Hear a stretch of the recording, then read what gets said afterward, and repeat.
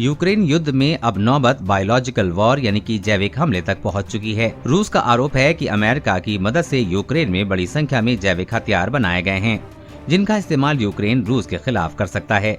ऐसे में आज ये समझना जरूरी हो जाता है कि जैविक हथियार क्या होते हैं और इनका हमला कितना खतरनाक होता है। बायोलॉजिकल वॉर ये शब्द आज आपको नया लग रहा होगा, लेकिन इसका इतिहास सैकड़ों साल पुराना है। सबसे पहले समझिए कि जैविक हथियार क्या होते हैं।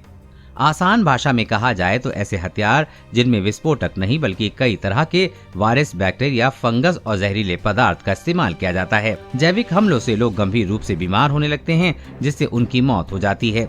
इसके अलावा शरीर पर इस हमले के बहुत भयानक असर होते हैं। कई मामलों में लोग विकलांग और मानसिक बीमारियों के शिकार हो जाते हैं। जैविक हथियार कम समय में बहुत बड़े क्षेत्र में तबाही मचा सकते हैं। चीन का कोरोना वायरस इसका सबसे ताज़ा उदाहरण है। चीन पर यह आरोप है कि उसने वुहान लैब में कोरोना के वायरस फैलाए, जिससे कि दुनिया भर में लाखों लोगों की मौत हुई और अर्थव्यवस्था बर्बाद हो गई, जिसका फायदा चीन को मिला है। इसके अलावा चूहों से होने वाली बीमारी प्लेग जैविक हमले के दूसरा उदाहरण है। ऐसा माना जाता है कि जर्मनी, अमेरिका, रूस और चीन समेत दुनिया के 17 देश जैविक हथियार बना चुके हैं, लेकिन अभी तक किसी ने इस बात को नहीं माना है कि उनके पास जैविक हथियार हैं। पुराने जमाने में युद्ध के दौरान दुश्मन के इलाके के तालाबों और कुओं में जहर मिलाने की घटना आपने सुनी होगी, लेकिन पहली बार जैविक हमले की बात 6वीं शताब्दी से आती है, जब मेसोपोटामिया के असुर साम्राज्य के सैनिकों ने दुश्मन इलाके के कुओं में एक जहरीली फंगस डाल दी थी, जिसमें बड़ी संख्या में लोगों की मौत हुई थी।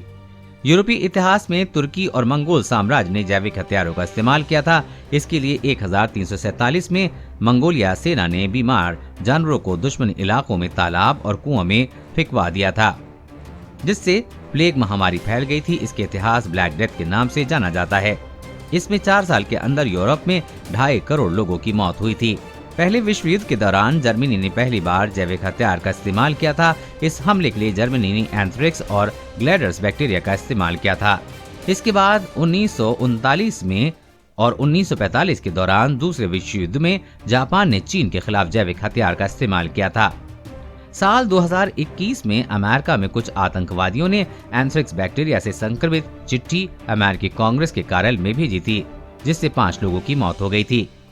जैविक हथियार के निर्माण और प्रयोग पर रोक लगाने के लिए सबसे पहले साल 1925 में जेनेवा प्रोटोकॉल के तहत कई देशों ने जैविक हथियारों के नियंत्रण के लिए बातचीत शुरू की थी।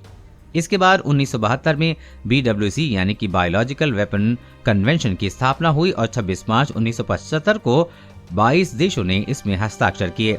आज भारत सहित दुनिया के 183 देश इसके सदस्य हैं, लेकिन जैविक हमले न करने की कसम खाने वाले देश आज भी जैविक हथियारों के निर्माण में जुटे हुए हैं। यूक्रेन में युद्ध में अब तक मिसाइल, टैंक और हवाई हमलों की तस्वीर सबने देखी, लेकिन अब केमिकल वॉर की आहट होने लगी है।